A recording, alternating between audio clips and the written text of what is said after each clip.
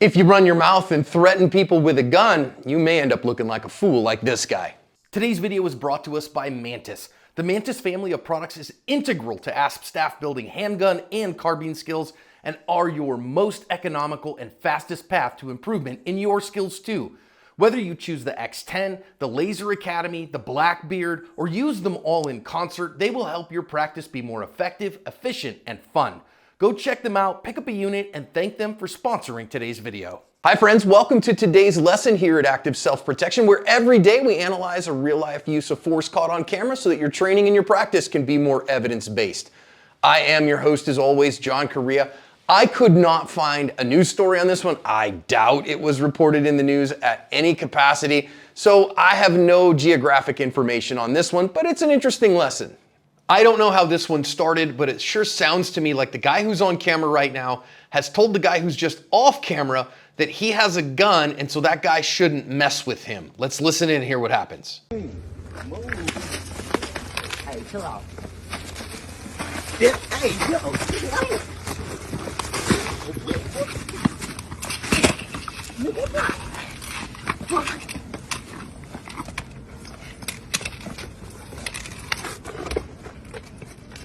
Yeah, you fucked it up, bro. Threaten me again.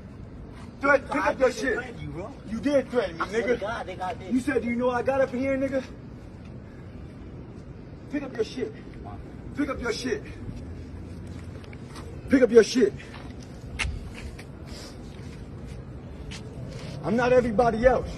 You're not gonna threaten me. Pick up your shit. Nigga, first of all, I'm not these maintenance, man.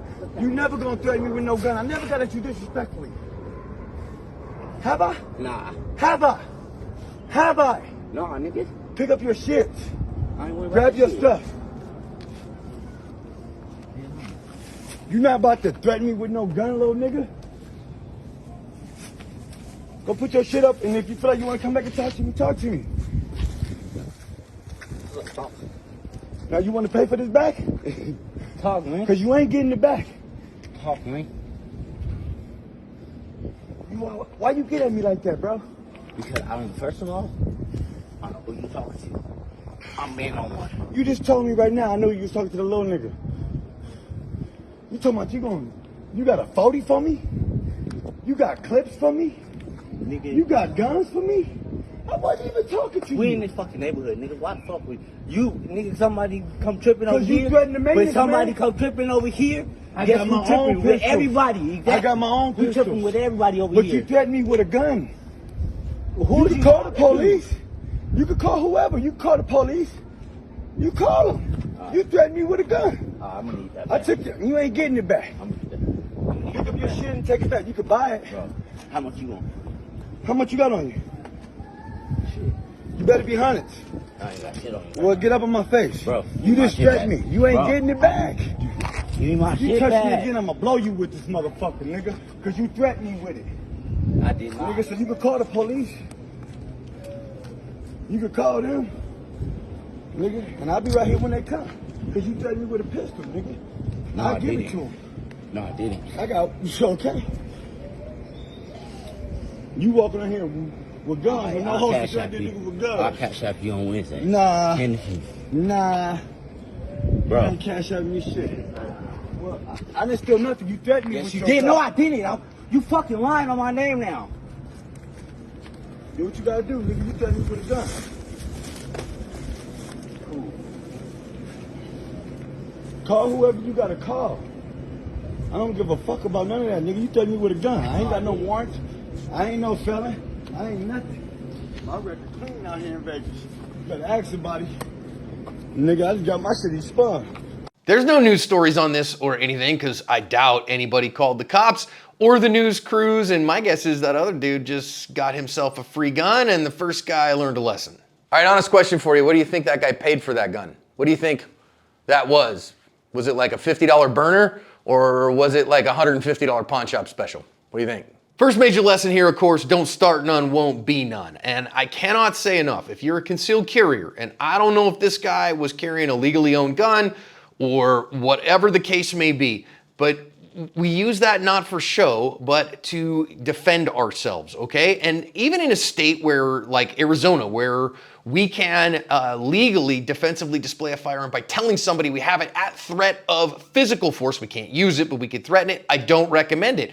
For this reason exactly here, he tells him, hey man, I got a gun. That instigates this entire thing and it escalates the conflict. So we don't do this at all for that reason.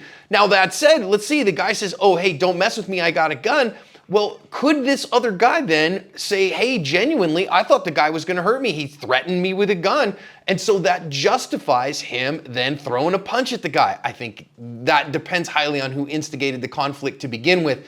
And I don't know who did that here, but recognize that if you go, hey man, I got a gun and I'll use it to defend myself, the other guy may feel like, oh, okay, well, that's a deadly threat to me because you just threatened me with a gun, and he may go after you. Of course, also, if you're a concealed carrier, you want to stay out of hand range of people because then it's not your gun, it's our gun. And that's a big problem. So stay out of range of people. And again, this preemptive strike, I don't really have a problem with. Notice here as well, our guy with the gun then tries to put his hands on the guy. Guy's better at it than him. And you notice he gets wrist control on both wrists, presses those to the side, and he is staring already at the gun. He wants to take that gun away from him. He realizes to do that, he has to close the distance.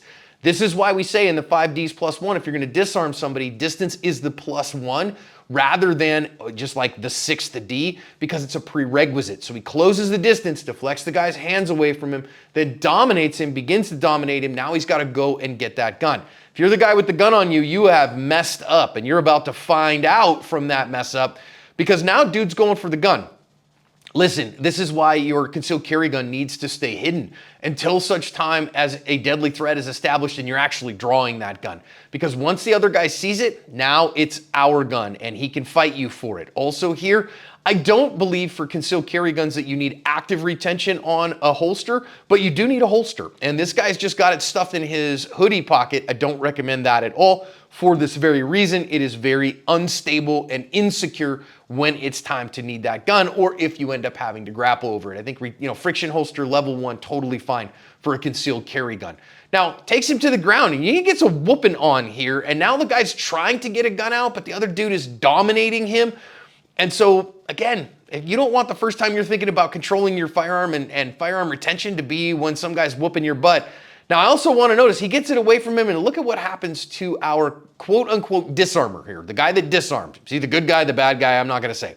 But notice here, he has excellent firearms control and good firearms safety. That leads me to think, I mean, at least he knows how to handle a gun in a positive and sane manner, because you notice his muzzle direction is really sound, his trigger finger placement is really good, and he's protecting that gun from the guy grabbing at it. So he's doing a pretty good job here. Firearm safety is all the time. 3 rules, right? Always keep firearms pointed in a direction of least consequence. Always keep your finger high and at home until you're ready to fire. Always keep firearms unloaded until you are ready to use them. One thing I will say that I think he did that was a mistake here, you see him, he sticks that gun in his waistband without a holster. As a general rule, again, I see people do this all the time. That's called Mexican carry, because the Mexican vaqueros used to carry without a holster in case they were going to get stopped by the cops. They could ditch the gun. They didn't have a holster on them that told that they were armed, and so they would get away from trouble. Okay, so it's not a racist term. It's what the Mexican vaqueros used to do. I don't recommend sticking a gun there if you can help it, unless you unload it, because your chances of a negligent discharge there go up significantly because you haven't covered the trigger guard adequately in that particular case. Now then, I really think our guy that did the disarm here, as long as he didn't instigate the conflict, he says, oh, then call the cops, whatever, and they're going to argue back and forth. He has taught this guy a lesson big time, but I'd call the cops straight up. Now, I don't know what the issue is and the deal is here. These guys may be all owning firearms, shall we say, in an extra legal manner. I can't guarantee that they legally own those firearms, but I can't guarantee that they don't either. And some dude threatens me with a gun. I take that gun away from him. I get out of his vicinity. I call the cops. I tell him what happened. There's, I pretty well obviously knows there's a guy here who's sitting and recording. So I've got it all on video, and I call the cops, turn the gun over to the cops, show them this is the guy that threatened me with a gun, and then let them deal with it. But this is a little bit more street justice, and this kind of stuff happens more than we think, I think, right? So I think a lot of times people who live in kind of, glass houses, or they live in a very safe suburban environments, they don't think about urban living like this. And I got to say, I grew up in a time and in an age, my grandpa was actually a prohibited possessor. It's a long story, but he shot a guy that beat the crap out of my grandma. The problem was he did it 3 days after he did that thing, so the state didn't think that was a good idea. Put him away for attempted murder for a few years.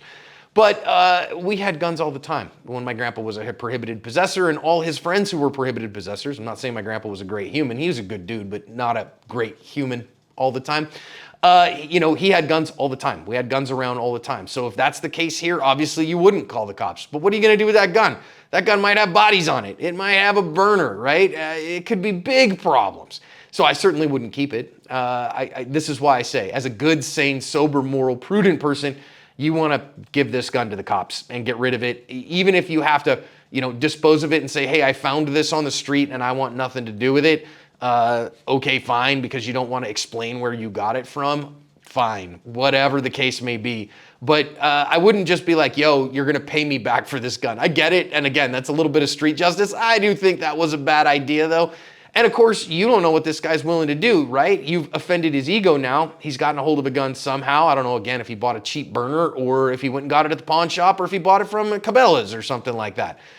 But he could very well go get another one. And so you want to squash those beefs when you can. This is the reality of living some places and sometimes.